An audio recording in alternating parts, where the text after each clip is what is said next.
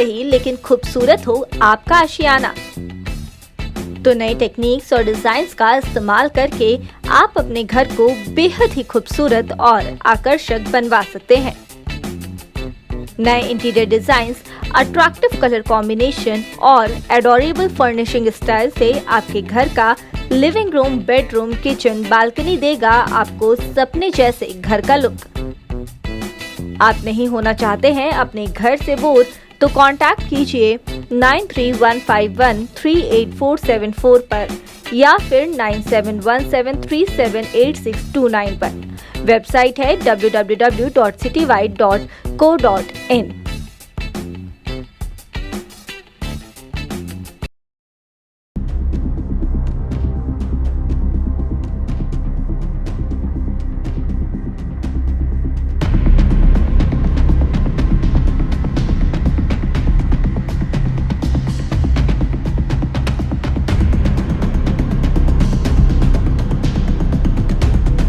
नमस्कार दोस्तों, समय भारत 24x7 चैनल में आपका स्वागत है।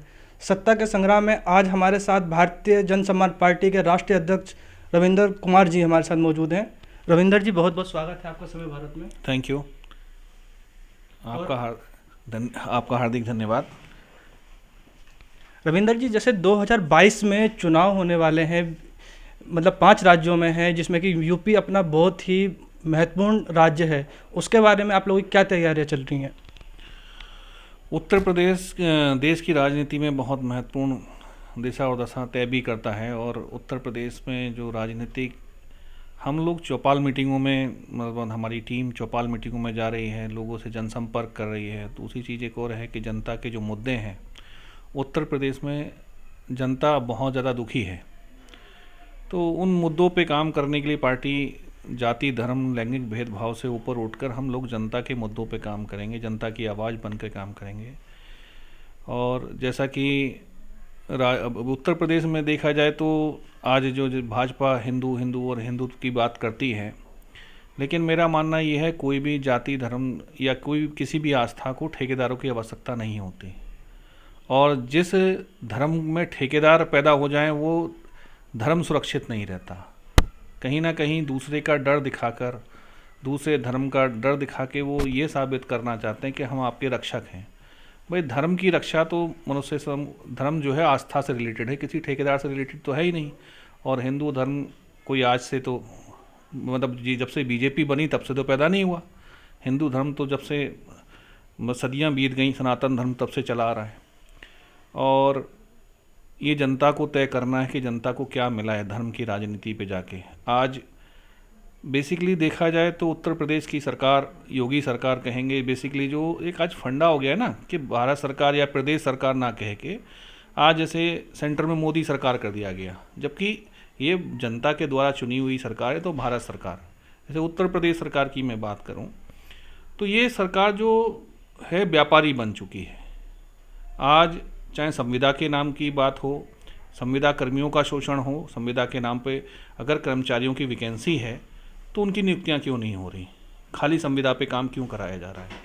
आप चाहे शिक्षा मित्रों को ले लीजिए, योगी जी ने शिक्षकों की नियुक्तियां कैंसिल कर दी, जो लोग ऑलरेडी शिक्षक के रूप पे काम कर रहे थे कि आप टेट पास नहीं हैं, और उनके बाद उन्हीं शिक्षकों को 10,000 रुपये की सैलरी पे रख लिया शिक्षा मित्र के रूप में।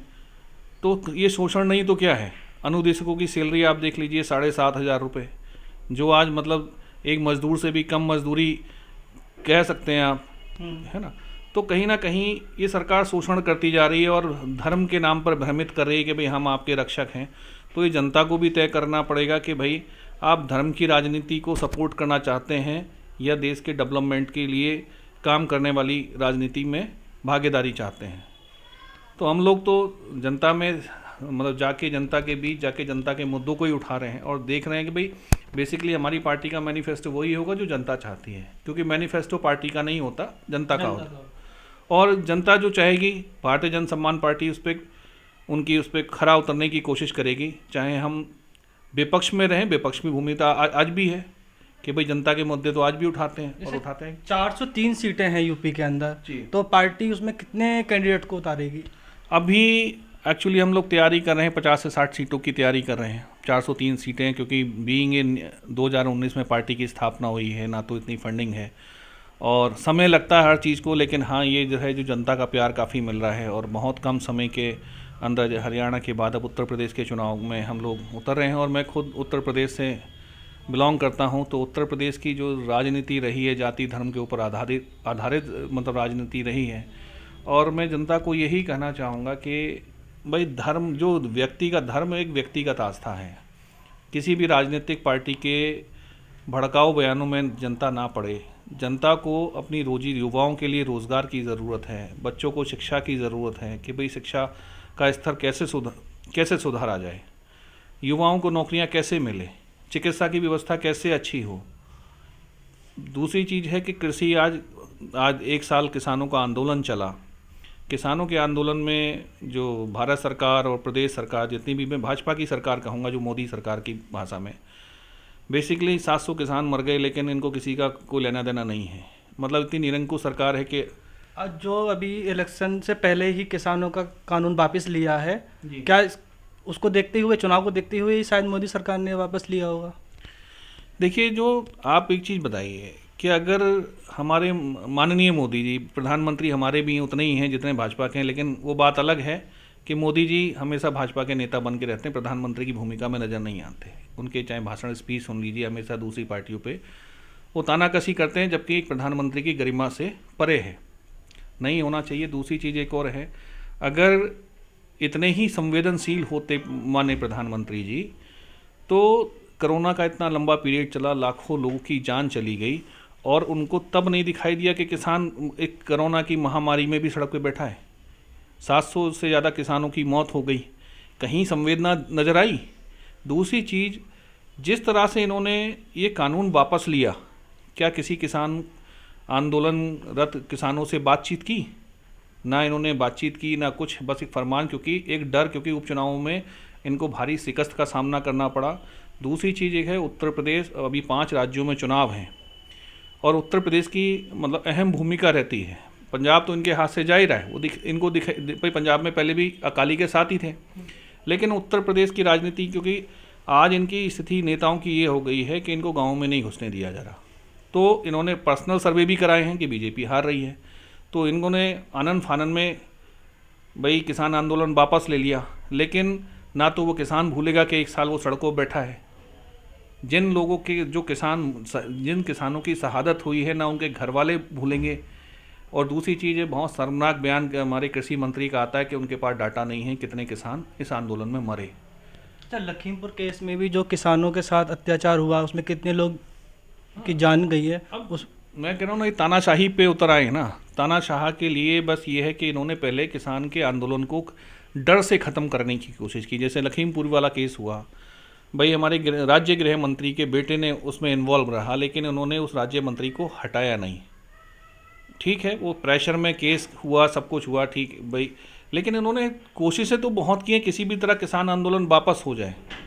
अगर इतने ही संवेदना किसानों के प्रति होती, युवाओं के प्रति होती, आज उत्तर प्रदेश में आप देखिए, कोई आंदोलनरत एक माँ है, उसके हाथ में बच्चा है, उसकी पिटाई पुलिस कर रही है।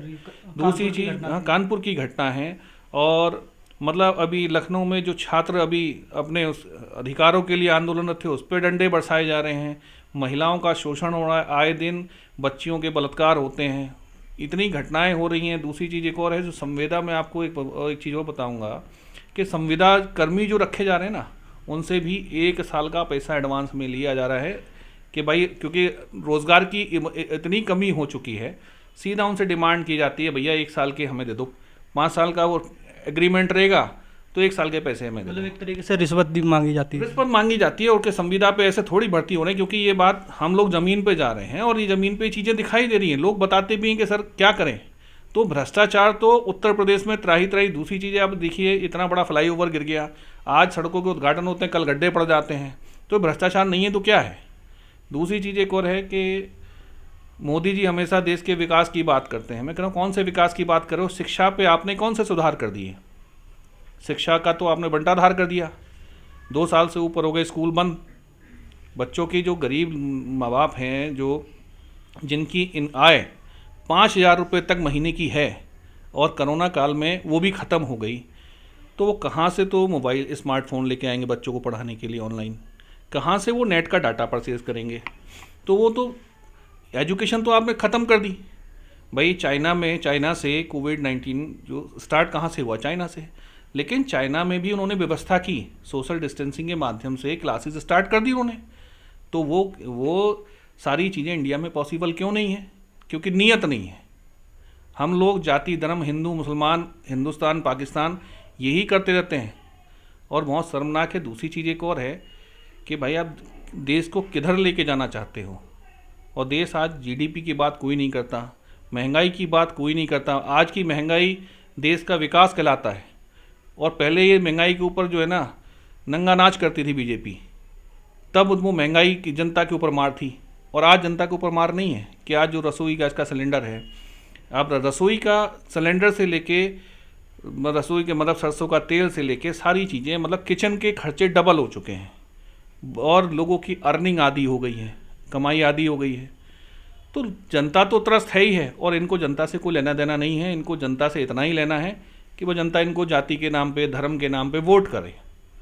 अच्छा, जो आप 50 से 60 सीटें बता रहे हैं कैंडिडेट उतरेंगे, तो जो आप किसी पार्टी से सहयोग भी करेंगे?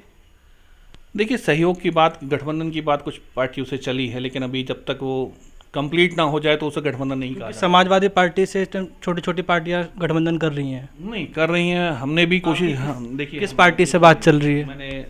मैं एक बात बोलूं कि पार्टी से तो बात हमने कांग्रेस में भी अपनी बात रखी है, समाजवादी में भी रखी है, क्योंकि बीइंग ए नई पार्टी ठीक है भाई, सपोर्ट तो चाहिए होता है। और मैं एक बात मानता हूं कि हम लोगों के लिए सत्ता बड़ी नहीं, देश बड़ा है। तो आज देश को बचाने के लिए कम से कम व्यापारी जो पार्टी है, जो पैसे के ऊपर चल रही है, जनता का शोषण कर रही है, ईस्ट इंडिया कंपनी पार्ट 2 खड़ी कर रही है देश में, मतलब जो देश की संपत्ति है वो सारी नीलाम कर रही है और कुछ चंद पूंजीपतियों के हाथ में अपने स्वार्थ के लिए दे रही है, क्योंकि उन्हीं लोगों का कर्ज माफ़ हो रहा है। मतलब एक तरफ तो वो बैंकों का कर्ज नहीं दे पा रहे, दूसरी तरफ सरकार उनका कर्ज माफ़ कर रही है, तीसरी तरफ वही लोग सरकार की संपत्तियां परचेज कर रहे हैं। तो क्या देश की जनता अंधी है? दिखाई नहीं देता।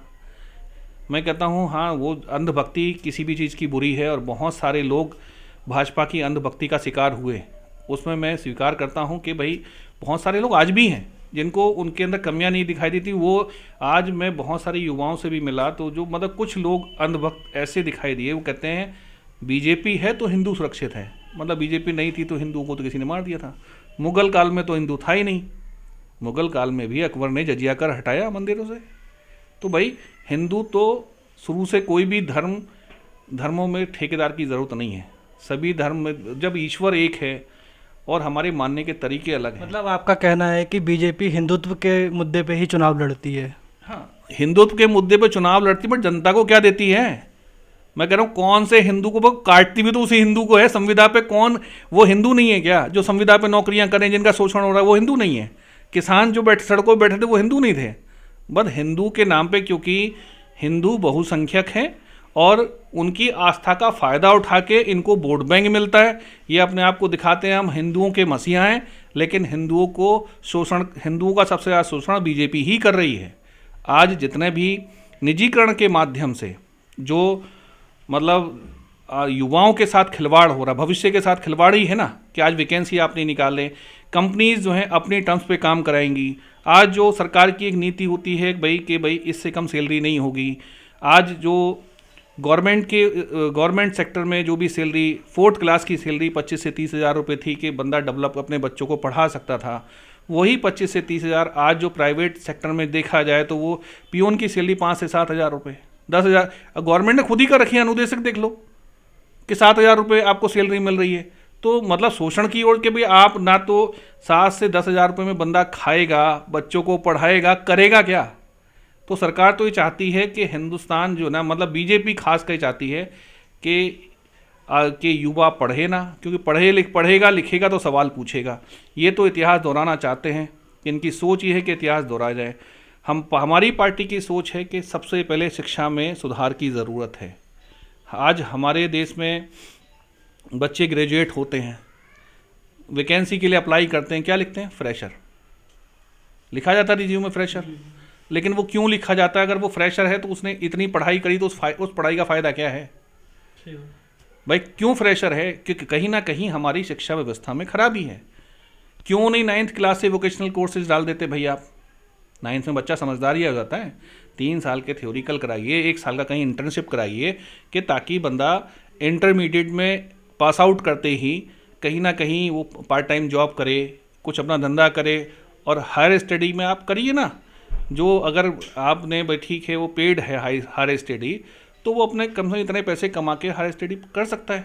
आज यूएसए, जापान क्यों आगे हैं? क्योंकि उनकी शिक्षा प्रणाली हमारे भारत से बहुत मजबूत है।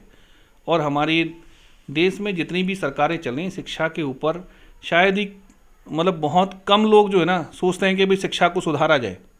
क्योंकि जब तक हमारा एजुकेशन नहीं ठीक किया जाएगा, एजुकेशन सेक्टर में परिवर्तन नहीं किया जाएगा, तब तक फ्रेशर ही लिखते रहेंगे लोग। दूसरी चीज़ एक और है कि जो एक देश तो एक सिलेबस क्यों नहीं है देश के अंदर। सबसे बड़ी समस्या ये है कि यूपी बोर्ड है, दिल्ली में आ जाओ सीबीएसई बोर्ड है, अब सीबीएसई बोर्ड सभी जगह जाने लगा, लेकिन महाराष्ट्र में महाराष्ट्र बोर्ड है। आप नॉर्थ का बंदा अगर साउथ में जाए, मान लीजिए तमिलनाडु में चला गया, यूपी का बंदा तमिलनाडु में गया, यूपी वाले को अंग्रेजी बोलने में कंफर्ट नहीं होता, क्योंकि वो पढ़ाई का लेवल ऐसा है। साउथ वाले को हिंदी नहीं आती, कहने के लिए ग्रेजुएट ये भी है, ग्रेजुएट वो भी है, वो कहेगा स्पीकिंग इंग्लिश और तमिल, तो दोनों भाई यूपी वाले को दोनों ही नहीं आती, तो कन्वर्सेशन कैसे करेंगे? तो ये शिक्षा व्यवस्था, हमारी शिक्षा व्यवस्था की खामियां ही तो हैं कि हम एक देश और एक सिलेबस की बात नहीं करते। क्यों सरकार उसके ऊपर काम नहीं कर रही? भाई हमारी पार्टी तो जो शिक्षा में खामियां हैं उसको प्राथमिकता पे, खामियों को दूर करके शिक्षा को कम से कम विश्व की रैंक में तो लेके आएगी। हमारी शिक्षा में सुधार होगा तो रोज़गार में भी सुधार होगा। दूसरी चीज़ एक और है कि सरकार, चाहे स्टेट की कहें चाहे सेंटर की कहें, वो शिक्षा का बजट हर साल कम करती है, बढ़ता तो नहीं है। अभी तो यही देखा जा रहा है कि शिक्षा का बजट कम है। एडवर्टीजमेंट का बजट बढ़ रहा है, क्योंकि वो उनसे इनको सत्ता मिलेगी, एजुकेशन से इनको थोड़ी मिलेगा, वो जनता को मिलेगा। तो जनता को उन्होंने कुछ देना नहीं है, जनता को तो अनपढ़ रखना चाहते हैं। दूसरी चीज़ एक और है कि रिसर्च के ऊपर सरकार पैसा खर्च नहीं करती। क्यों नहीं करती? बच्चे पढ़ते यहाँ पे हैं, नौकरियाँ बाहर मिल रही, नौकरियाँ हैं ही नहीं, आप रिसर्च के ऊपर पैसा ही नहीं खर्च करना चाहते।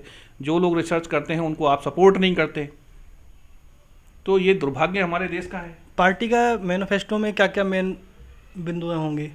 देखिए, मैंने जैसे ही पहले ही कहा कि जो हमारी पार्टी का मैनिफेस्टो है, जनता का मैनिफेस्टो होगा। तो मतलब जैसे अब तो 3 महीने का भी कम समय रह गया है, तो कब तक जारी किया जाएगा? देखिए, मैनिफेस्टो बहुत जल्दी जारी हो जाएगा। पहली चीज़ तो प्राथमिकता मतलब ये जो मैनिफेस्टो है लखनऊ जारी किया जाएगा या फिर दिल्ली? नहीं, जारी तो हम दिल्ली से ही करेंगे। दिल्ली भी, लखनऊ भी, मतलब होगा तो यूपी के लिए ही, लेकिन सारी नीति तो जो पार्टी के जो कैडर है, जो ज़मीनी रूप पे जा रहा है, जो देख रहा है समस्याएं क्या हैं, और जो मूल समस्याओं को दूर करने पे ही वो सारा कुछ अभी इस पर रिसर्च चल रही है। और जल्दी ही पार्टी का मैनिफेस्टो भी जनता के सामने आएगा। जनता का ही मैनिफेस्टो है, क्योंकि हमने जनता की सेवा के लिए आना है और सेवा भाव से ही काम करना है। मैं तो आपके माध्यम से जनता कि भारतीय जन सम्मान पार्टी में युवा, महिलाएं सभी आएँ और आकर जो है राजनीति ज्वाइन करें, एक सुंदर भविष्य के लिए, कि जाति, धर्म एवं लैंगिक भेदभाव से ऊपर उठ के हम इस भारत को विकसित भारत बना सकें। यही हमारा ये है कि भारत अखंड भारत बने, विकसित भारत बने और शिक्षित भारत बने। उसी की मुहिम पे हम लोग काम कर रहे हैं और उम्मीद करता हूं कि जनता इस पे विचार भी करेगी। और युवाओं से खासकर उम्मीद भी है कि युवा ही परिवर्तन लाता है। जो आपको क्या लगता है, जैसे आप 50 से 60 सीटें बता रहे हैं लड़ेगी पार्टी के कैंडिडेट्स, तो उसमें कितनी जीतो?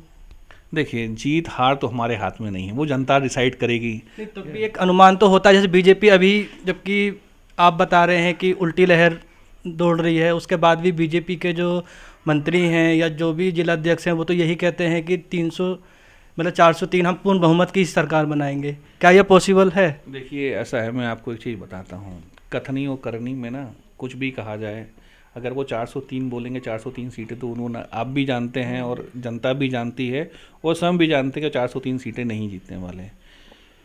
हम तो शुरुआत कर रहे हैं। हार जीत तो जनता के हाथ में है कि जनता का आशीर्वाद मिलेगा तो डेफिनेटली काम करेंगे, नहीं भी मिलेगा तब भी हम जनता के मुद्दे विपक्ष बनकर हमेशा उठाते आएंगे, क्योंकि हम सत्ता की बात नहीं कर रहे, हम तो जनता की आवाज़ बन के काम करना चाहते हैं। क्योंकि जनता की आवाज़ जब तक आज सबसे बड़ी कमी क्या है कि विपक्ष नहीं है, कोई भी बंदा इनके खिलाफ आवाज़ नहीं उठाता, जो आवाज़ उठाता है उसके खिलाफ कार्रवाई हो जाती है।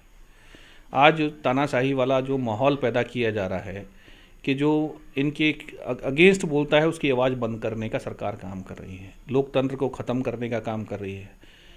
भाई हमारा देश का संविधान भाई के को लागू ये कि पूरी एक तरह से देखा जाए तो संविधान के ऊपर चोट करने का काम इन्होंने किया है। इनका बस चले तो संविधान ही बदल दें। वो तो कहिए कि लोकतंत्र की ये ताकत हमारे किसान भाइयों ने दिखाई है कि ये लोकतंत्र की ताकत है कि मोदी जी इतने बड़े तानाशाह होने के बाद भी उनकी तानाशाही रखी रही और जनता से माफ़ी मांगनी पड़ी। लेकिन अगर अच्छा होता कि ये अगर जैसे किसान मोर्चे को, संयुक्त किसान मोर्चे के नेताओं को बुलाते, उनके साथ चर्चा करने के बाद माफ़ी मांग के अगर ये आंदोलन वापस लिया जाता तो शायद लगता है इनका हृदय बहुत बड़ा है। लेकिन इन्होंने वो तानाशाही माफ़ी में भी दिखाई देगी इनके, वो तो सिर्फ एक चुनावी हथकंडा ही। देखिए उनके बीजेपी के नेता भी बोलते हैं कि भाई ये क्योंकि पूर्ण बहुमत की सरकार है, आज वापस लिया कल वापस लागू भी कर देंगे, दोबारा ये ले आएंगे, क्योंकि ना तो चर्चा बिल लाते हुए। क्या ये पॉसिबल है कि चुनाव के बाद बिल फिर से आ जाएगा? देखिए अगर मैं कहता हूँ उत्तर प्रदेश की चुनाव हारे तो इनकी हिम्मत नहीं है, इनको 2024 भी दिखाई दे रहा है। मैं कह रहा हूँ अगर उत्तर प्रदेश की जनता इनको अगर सबक सिखा देना तो इन्होंने जो वादे किए हैं वो शायद थोड़ा बहुत पूरा करने पे ये काम करना स्टार्ट कर दें, क्योंकि ये करेंगे तो नहीं। भाई अभी तक तो कुछ भी नहीं किया। अभी 1-2 करोड़ रोज़गार की बात थी तो युवाओं को बेरोज़गार और कर दिए, क्योंकि आए दिन नई कंपनी बंद हो रही है, रोज़गार के साधन ख़त्म होते जा रहे हैं। देश हमारा जो है ना, वो बात अलग है कि क्रिएटेड जीडीपी तो ये बढ़ा सकते हैं, लेकिन ज़मीन की हकीकत बढ़ाने के पे काम सरकार को करना चाहिए। मेरा मानना है सरकार, भाई जो भी सरकार चल रही है, आज हमारी सरकार है, हमारे ही प्रधानमंत्री जी हैं और हम उनका बहुत सम्मान भी करते हैं। लेकिन क्योंकि हम तो सम्मान करते हैं, मेरी आपके माध्यम से माननीय प्रधानमंत्री जी से अपील भी है कि भाई वो भी प्रधानमंत्री पद की गरिमा का ख्याल रखें और उसको ख्याल रखते हुए जनता के हितों पे काम करें। हितों के लिए तभी कुछ परिवर्तन होगा, क्योंकि उनको कहते हैं ना बहुत अच्छा मौका मिला दूसरी बार प्रधानमंत्री बनने का। जनता ने विश्वास जताते हुए अगर उनको मैंडेट दिया है तो उस मैंडेट का सम्मान करें और ना कि उसमें मतलब नशे में चूर होके तानाशाही में आके अपनी मन मर्जी के फैसले लें। और जो जनता के लिए भाई कहीं ना कहीं उल्टा साबित हो रहा है कि जनता आज हमारी दुखी है। तो यही आपके माध्यम से अपील है कि भाई प्रधानमंत्री जी इस पे एक बार विचार ज़रूर करें। सर हम यही चाहेंगे कि भारतीय जनसम्मान पार्टी के जितने भी कैंडिडेट लड़ेंगे वो ज़्यादा से ज़्यादा विजयी बने। आपका हार्दिक धन्यवाद है और जनता से भी यही आशीर्वाद चाहेंगे कि भाई आपका कहा सत्य हो और एक बार हमें काम करने का मौका मिले। क्योंकि हम एक चीज़ और मैं कहना चाहूँगा, अगर हमारे विधायक अगर चुन के आते हैं तो वह जनता के बीच में हर महीने जाके जनता के बीच में ही बैठेंगे और जनता की समस्याओं का निवारण भी वहीं हाथ के हाथ करेंगे। क्योंकि अभी होता ये है कि लोग चुनाव में सिर्फ चुनाव के समय वोट मांगने जाते हैं नेता और उसके बाद जनता पीछे पीछे होती है। हमारी मॉनिटरिंग टीम ऐसा काम करेगी कि हमारे जो भी जनप्रतिनिधि चुन के आएंगे वो जनता के बीच जाएंगे और जनता की समस्याओं का हल वहीं करके आएंगे। आप सभी का, समय भारत की टीम का बहुत बहुत धन्यवाद कि आपने कीमती समय दिया। आपका भी बहुत बहुत धन्यवाद, जो आपने चैनल को बहुत कीमती वक्त दिया। Thank you sir. सत्ता के संग्राम में इतना ही। देखते रहिए समय भारत 24/7।